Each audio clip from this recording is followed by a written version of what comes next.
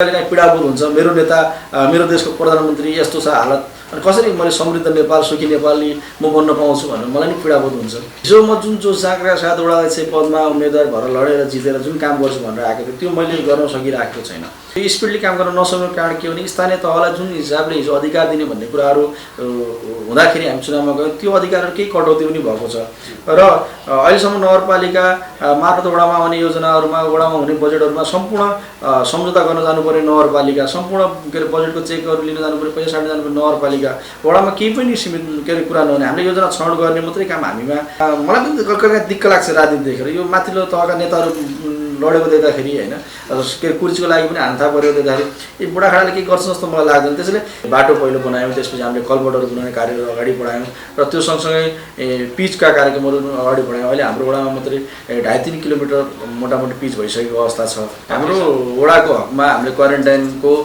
व्यवस्थापन सुरुदेखि अन्तिमसम्म गर्दाखेरि 7,52,000 हाराहारी खर्च टोटल हाम्रो वडामा भएको छ। त्यसमा कतिजना जति क्वारेन्टाइनमा बस्नु भएको? अब हाम्रो 300 को हाराहारी को भौतिक संरचना फुलफिल छ भने 3टा कमजोर छ, एउटा मावि लगायत 2टा आवि गरेर अहिले हामी 3टैमा एउटा भवन पनि निर्माण कार्य सम्पन्न गरिसकेका छौँ। अचम्मको कुरा प्रधानमन्त्री जस्तो मान्छे हुनुहुन्छ उहाँ आफू अस्वस्थ हुनुहुन्छ होइन, उहाँले देश हाँक्ने सोचका साथ अगाडि बढ्नु भएको छ तर आफै अस्वस्थका त्यो गर्नु सक्नु भएको छैन र पनि उहाँले कुर्सी जोगाइराख्नुपर्ने उहाँलाई बाध्यता आइपरेको जस्तो मलाई लाग्छ होइन। त्यसैले उहाँलाई त मैले सरसम्मान रूपमा के अरे होइन नेता हो, हाम्रो सबैले मानेको नेता हो, सम्मानित पदमा बसेर उहाँले त्यो एउटा अर्को युवा पुस्तालाई होइन अर्को पिँढीलाई त्यहीँभित्रको पनि अर्को योग्य मन्त्रीहरू हुनुहुन्छ उहाँलाई प्रधानमन्त्री बनाइदिए के फरक पर्थ्यो र त्यसले गर्दा देश अगाडि बढ्थ्यो लाग्छ। अब आफै आइसोलेसनमा बसेको छ या त आफै बेडमा सुतिराखेको मान्छेले देश कसरी चलाउन सक्छन् होइन। अब हाम्रो नेतृत्व प्रधानमन्त्रीजीको हालत पनि त्यो छ। उहाँले सल्लाहकार यस्ता राख्नु भएको छ तिनीहरू सल्लाह दिन्छन् कि हल्लाकार, म त तिनीलाई हल्लाकारको दर्जा दिन चाहन्छु होइन। कहिलेकाहीँ पीडाभूत हुन्छ मेरो नेता मेरो देशको प्रधानमन्त्री यस्तो छ हालत अनि कसरी मैले समृद्ध नेपाल सुखी नेपाली म बन्न पाउँछु भनेर मलाई नि पीडाभूत हुन्छ। यति 2/3 तलदेखि माथिसम्म स्पष्ट नेकपाको सरकार हुँदाखेरि नेतृत्वले जुन हिसाबले काम गर्नु पर्थ्यो त्यो अलिक गरिसक्नु भएको छैन। उहाँले कुर्सीको लागि हानथापै गरिराख्नु भएको छ। त्यसले गर्दाखेरि हामी जस्तो युवालाई एउटा होइन यो राजनीतिदेखि वितृष्णा हुने हो कि भन्ने चिन्ता पनि छ मलाई पनि छ, अरूलाई पनि त्यो हुनसक्छ। त्यसैले नेतृत्वहरूलाई सचिन र नेतृत्वहरूले जनताको लागि काम गर्न म उहाँलाई आह्वान पनि गर्छु र मैले बारम्बार हाम्रो मिटिङहरू हुने क्रममा नेतृत्वलाई भन्ने कुरा पनि त्यही गरेको छु। तपाईँ निजी स्वार्थलाई गर्नुहुन्छ भने व्यापार व्यवसायतिर लाग्नुहोस्, सामाजिक काम गर्ने सामाजिक मान्छे बन्न चाहनुहुन्छ भने राजनीति गर्नुहोस्। त्यसले गर्दा भोलि देश बनोस् होइन। छेडिक रूपमा 1-2 जना धनी हौँला अहिले तर भोलि अरू सबै साथीहरू राष्ट्रिय गरिब भयो भने त 2टा धनी मान्छेको अर्थ रहँदैन। त्यो समग्र राष्ट्र बनाउने समग्र समाज बनाउने ठाउँ बनाउने कुरामा तपाईँ हामी भएर अगाडि बढ्नुपर्छ भन्ने कुरा नेतृत्वलाई पनि हामी खबरदारी गरिराखेका हुन्छौँ। तर सङ्कोच मान्नै पर्छ अब अहिलेको अवस्थामा जसरी हुनुपर्थ्यो जसरी जे जनताले चाहेका थिए त्यो अनुसार काम गर्न सकिराखेका छैनौँ, सरकारले पनि सकिराखेको छैन। त्यसमा अब ग्लानिबोध त मलाई पनि हुन्छ नि, नेताहरू बिग्रिया होलान् होइन, भोलि फेरि कुनै हिसाबले यो ठाउँमा चुनाव जित्लान् होइन। अब हाम्रो वडाले चाहिँ हैसियत अनुसार हामीले काम गरेनौँ त्यो त उहाँले मूल्याङ्कन गर्नुभयो होला। मेयरको सँगै सांसदको प्रदेश सांसदको उनीहरूको हालत यस्तै भएर अरूसरी चुनाव जित्लान् त भन्ने हामीलाई पनि त्यो एउटा जिज्ञासा हुन्छ। हामी त्यो पनि तपाईँको अरूसरी चुनाव जित्नु होला त किन काम गरिरहेको तिमीले गरेर काम हाम्रो हो भनेर उहाँले जसले खोज्नुहुन्छ यो होइन होइन। जनताले वडालाई भोट दिए वडालाई विकास गर्ने हो, मेयरलाई दिएको मेयरले गर्न सक्नुपर्छ होइन, मान्यलाई दिएको मान्यले गर्न सक्नुपर्छ। तस्बिन नमस्कार, तपाईँ हेर्दै हुनुहुन्छ नेपाल रविवार। हामीसँग हुनुहुन्छ कैलाली जिल्ला गौरीगङ्गा नगरपालिका वार्ड नम्बर 9 का वडा अध्यक्ष हरिप्रसाद तिवारी हुनुहुन्छ। म उहाँलाई कार्यक्रममा स्वागत गर्न चाहन्छु। स्वागत छ हजुरलाई। धन्यवाद। पछिल्लो समयमा कोभिडको कारणले देशका विभिन्न ठाउँमा भयावह अवस्था सिर्जना भएको छ। गौरीगङ्गा नगरपालिका वार्ड नम्बर 9 मा कोभिडको कतिको प्रभाव परेको छ? एकदम सर यो विश्व नै महामारीको चपेटमा परिराखेको कोभिड-19 को असर हाम्रो वडामा पनि परेको छ।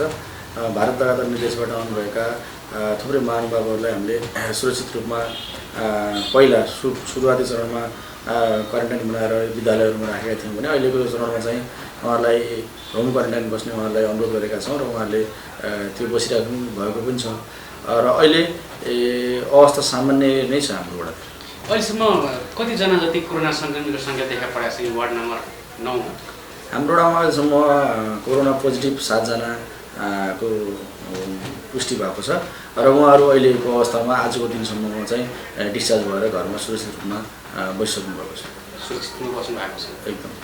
जस्तै कोरोनाको बेला क्वारेन्टाइनमा राख्नुपर्ने परिस्थिति पनि सिर्जना भएको थियो। धेरै बाहिरबाट आएको नागरिकहरू पनि थिए। क्वारेन्टाइनमा राख्दाखेरि नागरिक एउटा गुनासो छ, क्वारेन्टाइनमा राखिरहँदाखेरि नगरपालिका वडा निकायबाट चरम भ्रष्टाचार भयो भन्ने एउटा गुनासो छ। के छ तपाईँको क्षेत्रमा, के कस्तो छ? हाम्रो वडाको हकमा सायद त्यस्तो गुनासो आएको जस्तो मलाई लाग्दैन। हामीले त उहाँहरूलाई सुरक्षित हिसाबले बस्ने व्यवस्थादेखि लिएर उहाँहरूले चाहेको खानेकुरा खुवाउनेदेखि लिएर उहाँहरूलाई योगा गराउनेदेखि लिएर उहाँहरूलाई मनोपरामर्श दिनेदेखि लिएर सम्पूर्ण कार्यहरू हामीले गरेको हुनाले हाम्रो वडामा बसेका जति पनि महानुभावहरू दाजुभाइ दिदीबहिनीहरू हुनुहुन्छ उहाँहरूले हाम्रो वडालाई एकदम राम्रो सेवा दिनुभयो भन्ने नै हामीलाई मेसेज दिनुभएको छ। फेरि उहाँहरूसँग हामी आफै बसेर पनि बेला बेलामा संवाद गरिरहेको थियौँ। हामी स्वास्थ्य कर्मी पनि बेला बेलामा पठाइरहेको थियौँ। उहाँहरूलाई तनाव भएर उहाँलाई यो रोगको प्रभावले केही असर पर्न सक्छ कि अनि मानसिक टर्चर हुनसक्छ कि भनेर उहाँलाई मनोपरामर्श दिने कार्य पनि हामीले गऱ्यौँ। योगा पनि हामीले गरायौँ भनेर यी सबै यावत गतिविधि गराएको हुनाले उहाँहरूसँग संवाद हामीले बारम्बार भेटघाट छलफल गरिराखेको हुनाले उहाँहरूलाई सामान्य रूपमा नै लिनुभयो र उहाँहरूले हामीले भनेको मानेर स्वास्थ्य कर्मीले भनेको मानेर उहाँले झोलिलो पदार्थ खाने कुराहरूदेखि लिएर आफ्नो शरीरको आफ्नो परिवारको ख्याल गर्ने कुराहरू गर्नुभयो र त्यसले गर्दा हाम्रोमा त्यति ठुलो समस्या आइपरेन। नागरिकले जान्न चाहन्छन्, विशेष गरी धेरैको पनि जिज्ञासा पनि भयो, कति भयो वार्ड नम्बर 9 मा कोरोनाको भनौँ न चपेटामा परेका नागरिकहरूमाथिलाई क्वारेन्टाइन लगायत उपचार खर्च कति लागेको छ? हाम्रो वडाको हकमा हामीले क्वारेन्टाइनको व्यवस्थापन सुरुदेखि अन्तिमसम्म गर्दाखेरि 7,52,000 हाराहारी खर्च टोटल हाम्रो वडामा भएको छ। त्यसमा कतिजना जति क्वारेन्टाइनमा बस्नु भएको?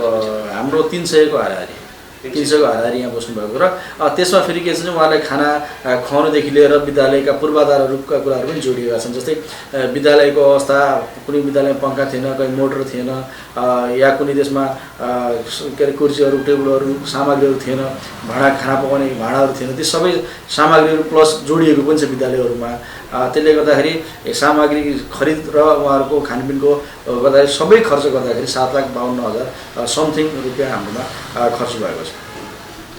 पछिल्लो समयमा स्थानीय क्षेत्र लगायत केन्द्रमा पनि एउटा प्रत्येक क्षेत्रका नेतालाई लाग्ने आरोप हो विकास गरेनन् भनेर। तपाईँको यो क्षेत्रमा तपाईँ आइसकेपछि विकासका पूर्वाधारका कार्यहरू के कस्ता सुरुवात भएका छन्, केहरू छन्? एकदम सर, हामी जनप्रतिनिधि भएर आइसकेपछि सुरुको वर्षदेखि नै हामीले सबभन्दा पहिला हामीले सुरुवात गरेको भनेको हाम्रो गाउँमा कुनै पनि टोलमा कुनै पनि ठाउँमा कुनै पनि मान्छे हिलोमा हिँड्नु नपरोस् भनेर पहिलो चरणमा हामीले ग्राभेल गर्ने कार्यहरू गऱ्यौँ। पहिलो चरणमा त्यो सिद्ध्यायौँ भने दोस्रो चरणमा हामीले जहाँ आवश्यकता एउटा मापदण्ड बनाएर सुरुवात यसो सर हेरेर सरस्वती पहिलो दोस्रो तेस्रोमा कुन कुन काम गर्दाखेरि यहाँको पब्लिकलाई फाइदा हुन्छ भन्ने कुराहरू हामीले सर हेर्दाखेरि बाटो पहिलो बनायौँ। त्यसपछि हामीले कलबटहरू बनाउने कार्यहरू अगाडि बढायौँ। त्यसको हामी अब यो वर्षको अन्तिम चरणमा पनि छौँ। हामी यो वर्ष बनाइसकेपछि हाम्रो वडामा कलबट आवश्यक पनि पर्दैन र त्यो सँगसँगै पिचका कार्यक्रमहरू अगाडि बढायौँ। अहिले हाम्रो वडामा मात्रै 2.5-3 किलोमिटर मोटामोटी पिच भइसकेको अवस्था छ होइन, चारैतिरबाट। त्यसैले पिचको कार्यक्रमहरू बढायौँ र त्यो सँगसँगै विद्यालयको संरचनाहरूको कुराहरू, हिजो हामीले पढेको विद्यालयमा पनि संरचनाहरू थिएन, भौतिक पूर्वाधार नहुँदाखेरि त्यहाँ पठन पाठनमा समस्या थियो। अहिलेसम्मको पिरियडमा हाम्रो वडामा 4वटा सामुदायिक विद्यालय पर्छ। 4वटा विद्यालयमा एउटाको भौतिक संरचना फुलफिल छ भने 3टा कमजोर छ, एउटा मावि लगायत 2टा आबी गरेर अहिले हामी 3टैमा एउटा भवन पनि निर्माण कार्य सम्पन्न गरिसकेका छौँ। विद्यालयलाई पनि हामीले त्यसरी एउटा गुणस्तर शिक्षाको लागि अगाडि बढाउने कार्यक्रम अगाडि बढायौँ र त्योसँग स्वास्थ्यको कुराहरूमा पनि हामीले हाम्रो वडाकोलाई टार्गेट गरेर पनि होइन वडालाई टार्गेट गरेर पनि मथुरा स्वास्थ्य संस्थाको म आफै अध्यक्ष भएको हैसियतले पनि त्यहाँबाट दिने सेवा सुविधाहरू त्यहाँबाट के सुधार गर्न सकिन्छ भने त्यहाँ सुधार गऱ्यौँ। त्यहाँ भौतिक संरचना जोड्ने कुराहरू, कर्मचारी फुलफिल गर्ने कुराहरू र औषधि बेला बेलामा सर्टेज हुने कुराहरूलाई कसरी पूर्ति गर्न सकिन्छ भन्ने कुराहरूलाई पनि त्यसलाई अगाडि बढायौँ। त्यो अहिले त्यो चिजमा कुनै पनि गुनासो छैन र त्यो सँगसँगै हाम्रो वडाको विकट रहेको भनेको रज्य वनखेतमा पनि हामीले होइन स्वास्थ्य इकाइ केन्द्र गठन गरेर अहिले हामी त्यो संरचना बनाउने तयारीमा छौँ। दसैँ तिहारपछि हामी त्यो पनि निर्माण गर्ने प्रक्रियामा अगाडि बढेका छौँ। त्यो दूरदराज भनेको हाम्रो वडाको रज्य वनखेतै पर्छ। त्यसैले स्वास्थ्य क्षेत्रमा पनि त्यो एउटा कार्यक्रम अगाडि बढायौँ। त्यो सँगसँगै ज्येष्ठ नागरिकहरूको लागि समस्या आइपर्छ भने पनि हामीले घरमा गएर स्वास्थ्य संस्थाबाट सेवा दिने भन्यौँ र उहाँहरूले हामीसँग सम्पर्क भए जतिले हामीले त्यो सेवा पनि दियौँ। र त्यो सँगसँगै अब एउटा खेलकुद क्षेत्रमा युवाहरूको खेलकुद क्षेत्रमा पनि अब हामी आइसकेपछि एउटा राष्ट्रिय स्तरीय खेलाडी उत्पादन गर्न पनि हामी एउटा सफल भएको छ। खेलाडी भाइ बहिनीले मेहनत गरेर केही समय अगाडि पनि तपाईँहरूले त्यो न्युजहरू पनि हेर्नुभयो होला, देख्नु पनि भयो होला होइन। त्यो क्विज कप प्रतियोगितामा राष्ट्रको हाम्रो तेस्रो टिम भयो हाम्रो विद्यालय महादेव मावि। त्यहाँ हाम्रो एउटा भाइ बहिनीहरू हुनुहुन्थ्यो र 3टा बहिनीहरूले बहराइन र भुटान गएर फुटबल खेल्न पनि आइसक्नु भएको छ, राष्ट्रिय खेलाडी हुनुभएको छ। खेलकुद क्षेत्र पनि त्यो हिसाबले प्रोग्रेस भएको हामी देख्न पाउँछौँ, त्यो हामीले गरेका छौँ। र त्यो सँगसँगै अन्य एकल महिलाहरूलाई पनि कसरी उत्पादनतिर जोड दिन सकिन्छ भनेर हामीले उहाँहरूलाई पनि एकल महिलाहरूलाई चाहिँ एउटा मोमबत्तीको उहाँलाई पहिला तालिम दिएका थियौँ भने उहाँले पछि एउटा मसिन माग गर्नुभएको थियो र हामीले त्यो मसिन दिएर उहाँलाई अहिले एउटा समूह बनाउनु भएको छ। उहाँले त्यसलाई एउटा समूहको इन्कम स्रोत, उहाँहरू आर्थिक स्रोत र उहाँहरूको आर्थिक स्थिति सुधार हुनलाई उहाँहरूलाई त्यतातिर पनि हामीले प्रेरणा मिलेको छ त्यतातिर पनि। त्यसैले समग्रमा किसानको हकमा भन्नुपर्दा अब मल त हाम्रो तहबाट सम्भव हुने कुरा भएन सङ्घीय सरकारले गर्ने कुरामा, र हाम्रो तहबाट हुने भनेको सिँचाइ र बिउ हो। हामीले सिँचाइको लागि मल त पाएनन्, त्यो अभाव रह्यो नै। र त्यो सँगै हामीले दिनुभएको बिउ र पानीमा चाहिँ हामीले सिँचाइको लागि विभिन्न सिँचाइका कार्यक्रम अगाडि बढायौँ। हामीले 14वटा बोरिङ अहिले गत वर्ष सम्पन्न गरिसकेका छौँ। यो वर्ष पनि 7-8वटा बोरिङ फेरि धसाउने र उहाँ भनेका कुरालाई सिँचाइ प्रक्रिया अगाडि बढाउने कुराहरू छ। वार्ड नम्बर 9 का स्थानीय बासिन्दाहरूले ध्यान दिएर सुनिरहेका छन् कि यी कुराहरू सत्य हुन्छन् भने उहाँहरूले कदम चाल्नुहुन्न होला। फेरि उहाँहरूको पनि पर्सनल एउटा अलिकति ध्यान दिएर गयो हेर्नुहोस् है। एकदम म जनतामाझ गएर जनतासँग फेस गरेर पनि यो कुरा गर्न तयार छु। किन जनतामाझ भएकै कामहरू छ। मैले मेरो या निजी काम गरेको नभएर सामाजिक काम गरेको हुनाले सामाजिक ठाउँमा गएर ती कुराहरू हामी गएर हेऱ्यौँ भने प्रत्यक्षमा ती कुराहरू हामी देख्न सक्छौँ। र त्यो सँगै हामीले बिउको अनुदान दिने कुराहरू पनि ल्याएका छौँ। अहिले हामीले योभन्दा अगाडिको सिजन धानको सिजनमा पनि 50% अनुदानमा हामीले धानको बिउ वितरण गरेका थियौँ भने अब अहिले गहुँको पनि हामीले बिउ वितरण गर्ने भनेर सूचना जारी गरिसकेका छौँ। त्यसैले मैले यहाँ बोलिराखेको कुराहरूमा पुरै सत्यता छ होइन। त्यसले हामी फिल्डमा गएर जनतामा हामी गएर प्रत्यक्षमा त्यो कुराहरू गर्न सक्छौँ। त्यसैले भएको कुराहरू नै हामीले भन्ने हो गरिराखेका छौँ, लागिराखेका छौँ। वार्ड नम्बर 9 मा चाहिँ स्थानीयका कस्ता गुनासाहरू प्रायः जस्तो बढी आउने गर्छन्? अहिले गुनासाहरू प्राय अलिकति नागरिकता बनाउन केही मान्छेहरूको नागरिकता बनाउन नसकेको अवस्थाहरू छ। नागरिकता हामी जनप्रतिनिधि किन बन्न सकेका छैन? अब के भन्छ उहाँहरूले पनि जान चाहनुहुन्छ नि? हो एकदम यो कुरा ठिक हो। किन केही समय अगाडि पनि एउटा संस्थाले कार्यक्रम गर्नुभएको थियो जनतामाझ। हामीले त्यो गर्दा त्यो कुराहरू आँट्थ्यौँ। हामीले 8-10जना नागरिकता नभएको केही ज्येष्ठ नागरिकहरू मान्छेहरू भेटायौँ। कुरा के उहाँहरूको कुनै प्रुफ खुल्ने आधारै भेटिएको छैन होइन।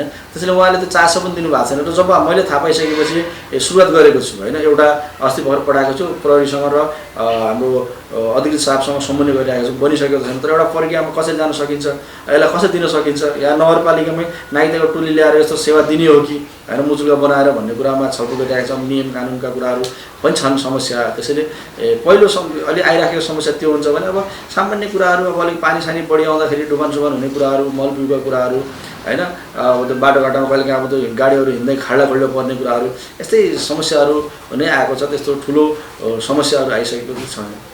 जनताको एउटा गुनासो छ स्थानीय क्षेत्रमा कर्मचारी नियुक्ति गर्दाखेरि या अन्य कुनै कुरामा होस् या विकासका पूर्वाधारहरूमा आफ्ना आसेपासेहरूलाई मात्र टेन्डर दिने, आसेपासेहरूले मात्र राख्ने भन्ने गुनासो छ। एकदम त्यो गुनासो के छ? त्यो प्रक्रिया यहाँ छ कि छैन? त्यो गुनासो वडामा त अब त्यस्ता आसेपासे राख्नुपर्ने अवस्था आएको पनि छैन र मैले राखेको पनि छैन। त्यो कुरा जनतालाई पनि थाहा होला होइन। अब नगरपालिकाको हकमा त्यो के भएको छ भन्ने कुरा त्यो नगरपालिकाले जवाब दिने कुराहरू रहला। वडाको हकमा त्यस्तो गरिएको छैन। अरू कुरो आसेपासेलाई के अरे ठेक्का दिने, टेन्डर दिने कुराहरू वडामा आएको उपभोक्ता समिति भन्दाखेरि हामी फेयरली रूपमा जुन टोलमा त्यो काम हुने त्यो टोलका सबै उपभोक्ताहरू बोलाउँछौँ त्यहाँ टोल सुधार समिति मार्फत। र तपाईँहरूमध्ये ल यो योजना आएको छ, यति लाखको यति समयमा सम्पन्न गर्नुपर्ने यो चिज हो भनेर सबै उहाँलाई भनिसकेपछि उहाँले त्यो कुराहरू त्यहाँ सल्लाह गरेर समिति बनाउनुहुन्छ। त्यही समिति अनुसार काम गर्छौँ। त्यहाँ विभिन्न पार्टीका, विभिन्न समुदायका, विभिन्न क्षेत्रका साथीहरू आउनुहुन्छ। हामीले उहाँबाट गुणस्तर काम लिने मात्रै हो होइन। त्यसैले त्यस्तो तपाईँले भने जस्तो हाम्रो वडामा मैले गरेको चाहिँ छैन। तपाईँको बारम्बार सामाजिक सञ्जालमा हामी केही ट्विटहरू पनि देखिराखेका थियौँ, केही कुराहरू पनि हेरिरहेका छौँ कि पछिल्लो समयमा देशको वर्तमान राजनीतिक परिस्थिति जुन हिसाबले अगाडि बढेको छ अलिकति हजुर जस्तो स्थानीय क्षेत्रमा एउटा भनौँ न तपाईँ भर्खरकै युवा पनि हुनुहुन्छ अलिकति नयाँ जोस र जाँगर नयाँ भिजनका साथ अगाडि बढौँ भनेर भनिरहँदाखेरि केन्द्रमा त्यो राजनीति भनौँ न खिचलो भएको बेलामा के लाग्छ कहिलेकाहीँ हाम्रो भविष्य आगामी दिनमा एउटा त्यसरी सँगसँगै भनौँ न एउटा केन्द्रमा गएर त्यसको सेवा गरौँला भनेर सोचिराखेका युवा पिँढीहरूलाई त्यो राजनीतिको परिस्थिति देख्दाखेरि के लाग्छ अहिले? एकदम यो एकदम सही कुरा गर्नुभयो। यो मेरो मनमा लागेको कुरा पनि यो हिजो म जुन जाँगरका साथ एउटा चाहिँ पदमा उम्मेदवार भएर लडेर जितेर जुन काम गर्छु भनेर आएको थियो त्यो मैले गर्न सकिराखेको छैन। अब माथि केन्द्रदेखि तलसम्मको समस्या पनि त्यो छ, त्यो तपाईँ हामी सबलाई थाहा भएको कुरा हो। र जुन जाँगरका साथ काम गर्नु पर्थ्यो त्यो स्पिडली काम गर्न नसक्नुको कारण के हो भने स्थानीय तहलाई जुन हिसाबले हिजो अधिकार दिने भन्ने कुराहरू हुँदाखेरि हामी चुनावमा गयौँ त्यो अधिकारहरू केही कटौती पनि भएको छ। र अहिलेसम्म नगरपालिका मार्फत वडामा आउने योजनाहरूमा वडामा हुने बजेटहरूमा सम्पूर्ण सम्झौता गर्न जानुपर्ने नगरपालिका, सम्पूर्ण के अरे बजेटको चेकहरू लिन जानुपर्ने, पैसा साट्न जानुपर्ने नगरपालिका, वडामा केही पनि सीमित के अरे कुरा नहुने, हामीले योजना छनौट गर्ने मात्रै काम हामीमा सीमित रहेको अहिलेसम्म मैले पाएको छु। त्यसैले हामीसँग आफ्नो जिम्मेवारी दिएको छैन, जिम्मेवारी त्यसरी दिएको छैन। किनकि नगरपालिका वडामा एउटा लेखापाल हुनु पर्थ्यो होइन, के अरे सचिव हुनु पर्थ्यो। हाम्रो वडामा सचिव त हुनुहुन्छ, सहयोगीहरू हुनुहुन्छ होइन, कम्प्युटर अपरेटर र लेखापालको जो अभाव छ, जो दरबन्दीहरू हो त्यो नभएको हुनाले त्यो पैसा खर्च गर्ने हामीले छुट्टाएको योजनामा हामीलाई आएको पैसामा हामीले विकास गतिलाई अगाडि बढाउने क्रममा ती चिजहरू नहुँदाखेरि अलिक समस्या छ। र त्यो सँगसँगै अब यो युवा पुस्ता जस्तै मेरै हकको कुरामा म जुन स्पिडले काम गर्नुपर्छ, जुन हिजो राजनीति यो क्षेत्रमा आउनुभन्दा पहिला पनि जोसँग काम गर्ने नेताहरू सकेनन् भन्ने कुराहरू भएको थियो, त्यो नसकेको कुरामा मलाई पनि कहिले दिक्क लाग्छ राजनीति देखेर। यो माथिल्लो तहका नेताहरू लडेको देख्दाखेरि होइन, के अरे कुर्सीको लागि पनि हान्था परेको देख्दाखेरि यो बुढाखाडाले के गर्छ जस्तो मलाई लाग्दैन। त्यसैले म सबै युवाहरूलाई विशेष अनुरोध के गर्न चाहन्छु भनेपछि हामी युवा पिँढीले गर्ने भनेको खबरदारी, एकदम सशक्त खबरदारी हुनु जरुरी छ होइन। र त्यो सँगसँगै हामी चुनावको बेला के गर्छौँ भनेपछि चुनावको बेला भोट माग्न नेताहरू आउने बेला हामी मासु भातमा जो बिकेर हामी जो भोट हाल्छौँ, त्यसले गर्दा आज हामी यो परिस्थितिमा गुजिरहेका छौँ जस्तो मलाई लाग्छ। त्यसैले मैले त यो भन्ने पनि गरेको छु कि जो नेतृत्वहरू भोट माग्न आउँछ सबै पार्टीको साथीहरूलाई राख्ने ठाउँमा सबै जनता भेला आउने, उहाँहरूको प्लान माग्ने, भिजन माग्ने, उहाँहरू ल तपाईँहरूलाई हामी जिताउँछौँ, ल जिताउँदाखेरि तपाईँले यति वर्षमा के गर्नुहुन्छ भनेर उहाँले जो डाटा दिनुभयो भने त्यसमा चाहिँ सबभन्दा उत्कृष्ट जसले दिनुहुन्छ टक्क उसलाई जिताइदिने र छोडी पनि दिने, उहाँलाई 2-3 वर्ष फ्री छोडिदिने। 2-3 वर्ष उहाँले त्यो कुरा सुरुवात गर्न सक्नुभयो, काम गर्नुभयो भने उहाँको हाहाकार गरे, जय जयकार गर्ने, नत्र भने उहाँहरूलाई लखेट्नुपर्छ होइन। अर्को के अरे पुस्ता आउँछ, अर्को नेतृत्व आउँछ र उसलाई त्यो खबरदारी चाहिँ हुन्छ, त्यसले काम नगर उसलाई साइड लगायो, अब मैले काम गर्नुपर्छ भन्ने चेतना आउँछ र मात्रै विकास हुन्छ जस्तो लाग्छ। त्यसैले हामीमा के छ भने चाहिँ राजनीतिको साँठगाँठमा नेताहरूसँग निजी स्वार्थलाई जोडिँदाखेरि यो समग्र विकास, समग्र देश परिवर्तन हुने कुराहरू, हामी युवाहरूले रोजगार पाउने कुराहरूको अभाव भएको जस्तो मलाई महसुस भएको छ। कम्युनिस्टको भिजन र सिद्धान्त मन पराएर तपाईँ जस्ता धेरै युवाहरूले सपना देखेका छन्, कम्युनिस्टको भविष्य के देख्नुहुन्छ?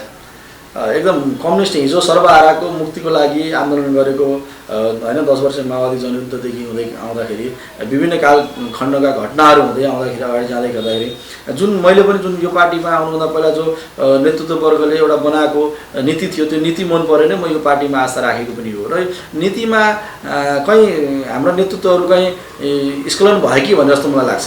अब यो कुन स्वार्थका कारणले त्यो भएको छ, एकदम एउटा कमजोरी भएको छ। अर्को कुरो यति 2/3 तलदेखि माथिसम्म स्पष्ट नेकपाको सरकार हुँदाखेरि नेतृत्वहरूले जुन हिसाबले काम गर्नुपर्थ्यो त्यो अलिक गरिसक्नु भएको छैन, उहाँहरू कुर्सीको लागि हामथापै गरिराख्नु भएको छ। त्यसले गर्दाखेरि हामी जस्तो युवालाई एउटा होइन यो राजनीतिदेखि वितृष्णा हुने हो कि भन्ने चिन्ता पनि छ, मलाई पनि छ, अरूलाई पनि त्यो हुनसक्छ। त्यसैले नेतृत्वहरूलाई सचिन र नेतृत्वहरूले जनताको लागि काम गर्न म उहाँहरूलाई आह्वान पनि गर्छु र मैले बारम्बार हाम्रो मिटिङहरू हुने क्रममा नेतृत्वलाई भन्ने कुरा पनि त्यो गरेको छु। तपाईँ निजी स्वार्थलाई गर्नुहुन्छ भने व्यापार व्यवसायतिर लाग्नुहोस्, सामाजिक काम गर्ने, सामाजिक मान्छे बन्न चाहनुहुन्छ भने राजनीति गर्नुहोस्, त्यसले गर्दा भोलि देश बनोस् होइन। छेडिक रूपमा 1-2 जना धनी हौँला अहिले, तर भोलि अरू सबै साथीहरू राष्ट्रै गरिब भयो भने त 2टा धनी मान्छेको त अर्थ रहँदैन। त्यो समग्र राष्ट्र बनाउने, समग्र समाज बनाउने, ठाउँ बनाउने कुरामा तपाईँ हामी भएर अगाडि बढ्नुपर्छ भन्ने कुरा नेतृत्वलाई पनि हामी खबरदारी गरिराखेका हुन्छौँ। तर सङ्कोच मान्नै पर्छ अब अहिलेको अवस्थामा, जसरी हुनुपर्थ्यो, जसरी जे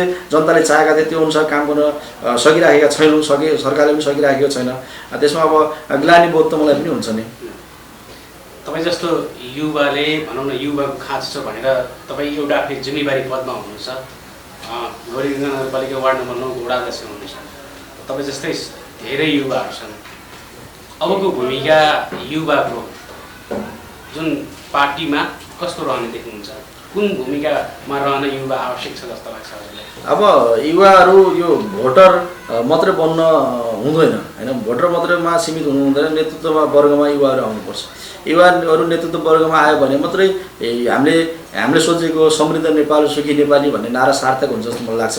हिजोदेखि आन्दोलन गरेर आएका बुढा नेताहरू ठाउँमा हुँदाखेरि नयाँ पुस्ताले रुचाएको विकास, नयाँ पुस्ताले चाहेको जुन विकासको गतिविधि थियो, विकासका पूर्वाधारहरू थियो, त्यो हुन सकेको छैन। र अब यो 21औं शताब्दीमा जुन हिसाबले चाहन्छ वैज्ञानिककरणले जुन हिसाबले विकास गर्नुपर्ने त्यो क्रममा नेतृत्व वर्गको जाँदैन। त्यसले युवा पुस्ताहरूले विशेष गरेर आफ्नो टोलदेखि नै सुरुवात गरेर नेतृत्व लिनुपर्छ। हामीले नेतृत्व नलिए कसले लिने भन्ने सोच हामी सबैले राख्नुपर्छ र सफल र सक्षम नेतृत्व आउनुपर्छ होइन।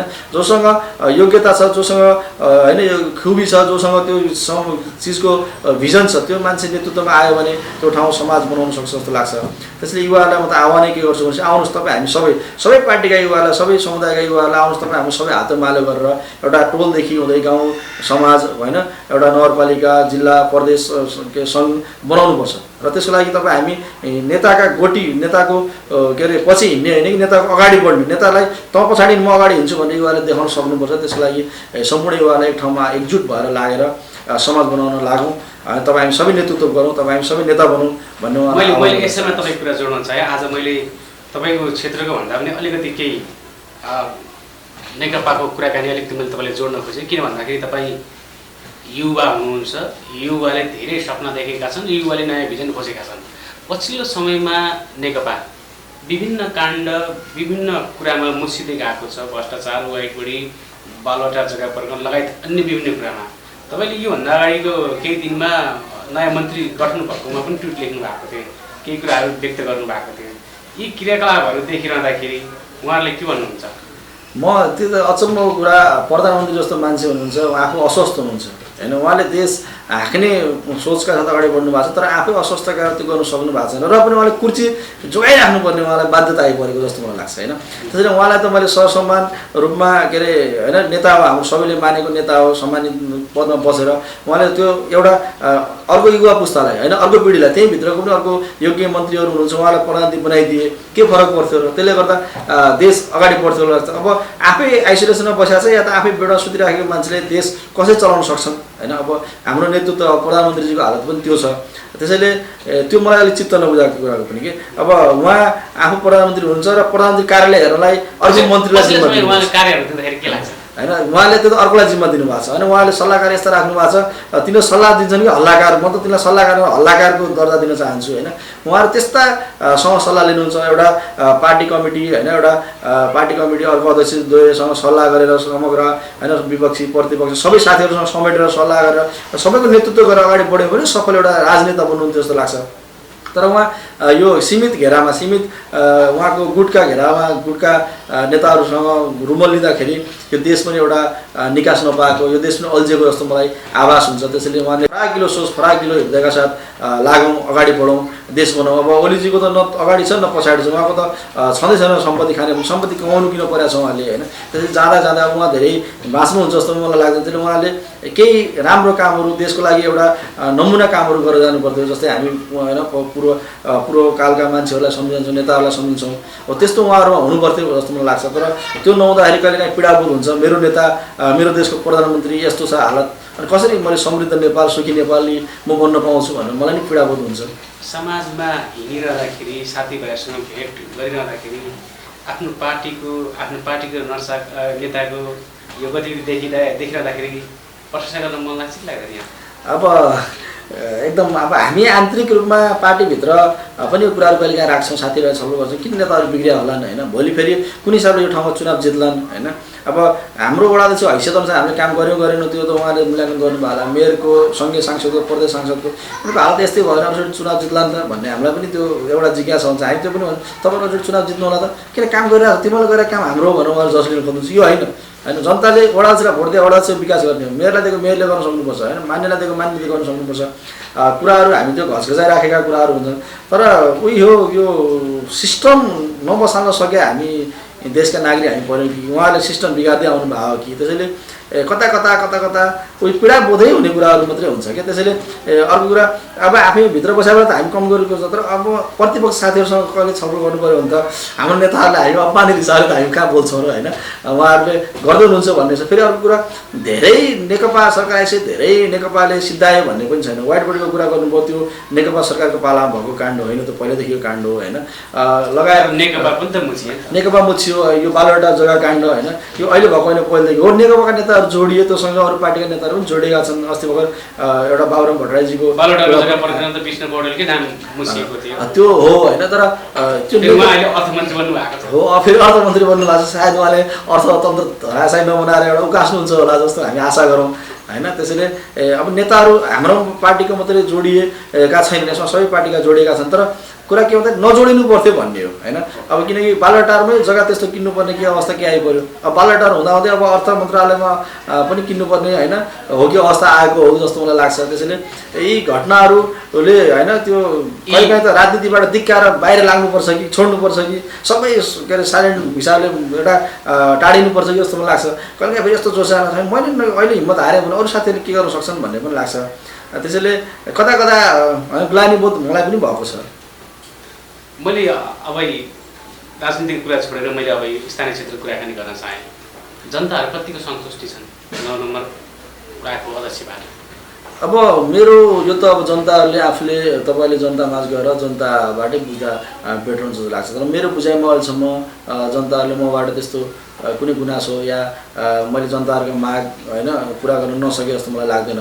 अब मेरो हैसियत अनुसार मलाई वडा अध्यक्षकोमा जसरी उहाँले विजय गर्नुभयो त्यो हिसाबले मेरो आफ्नो जिम्मेवारी अनुसार मैले उहाँहरूका समस्याहरू सुन्ने, समस्या समाधानको लागि मैले आफ्नो तहबाट गर्ने, मैले नसकेको कुरा माथि फरवार्ड गर्ने कुराहरू मैले गरिराखेको छु। त्यसैले मलाई के लाग्छ भने मेरो वडाको कुनै पनि पब्लिक कुनै पनि जनता मसँग सन्तुष्ट हुनुहुन्न। मेरो वडाका होइन कर्मचारीदेखि लिएर मेरो वडाका अरू अन्य जनप्रतिनिधिसँग असन्तुष्ट हुनुहुन्छ, त्यस्तो कुनै गुनासो छ, त्यस्तो कुनै उहाँलाई होइन उहाँहरूका समस्या समाधान हामी केन्द्रित भएका छैनौँ जस्तो मलाई लाग्दैन। त्यसैले सन्तुष्ट हुनुहुन्छ भन्ने मेरो आफ्नो बुझाइ छ।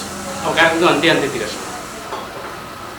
गौरीगङ्गा नगरपालिका वार्ड नम्बर 9 का वासी लगायत सम्पूर्ण आम नेपाली जनतालाई के भन्न चाहनुहुन्छ, के भन्न चाहनुहुन्छ? अब सम्पूर्ण गौरीगङ्गा नगरपालिका वार्ड नम्बर 9 का सम्पूर्ण बुवा आमा दाजुभाइ दिदीबहिनी साथीहरू सम्पूर्णमा के आह्वान गर्न चाहन्छु भने जस्तै तपाईँहरूले 3 वर्ष अगाडि विजय गराउने क्रममा जसरी जुन जुन के अरे काम गर्ने तपाईँले बाचा गरिएको थियो, जुन जुन तपाईँले आशा राख्नुभएको थियो, ती कामहरू क्रमागत रूपमा गर्ने क्रममा हामी अगाडि बढिरहेका छौँ।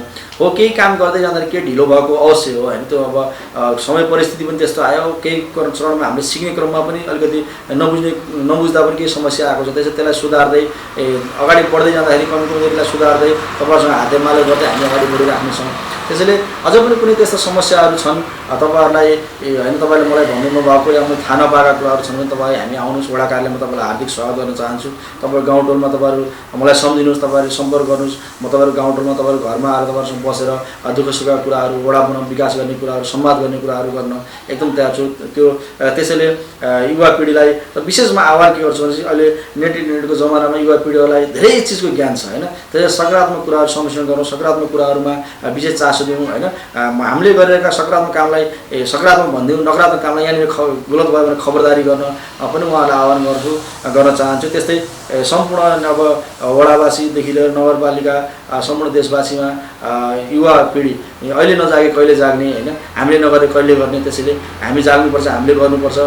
त्यसैले तपाईँ हामीले नेताको पछाडि हिँड्ने नेता अगाडि हिँड्ने वातावरण तयार गरौँ। त्यसको लागि तपाईँ हामी सबै हातैमालो गरेर लाग्छौँ। त्यसलाई मैले मेरो तर्फबाट जे जिम्मेवारी निभाउनुपर्छ, मैले मेरो तर्फबाट जुन भूमिका खेल्नुपर्छ त्यसलाई म तयार छु भन्ने कुरा राख्न चाहन्छु।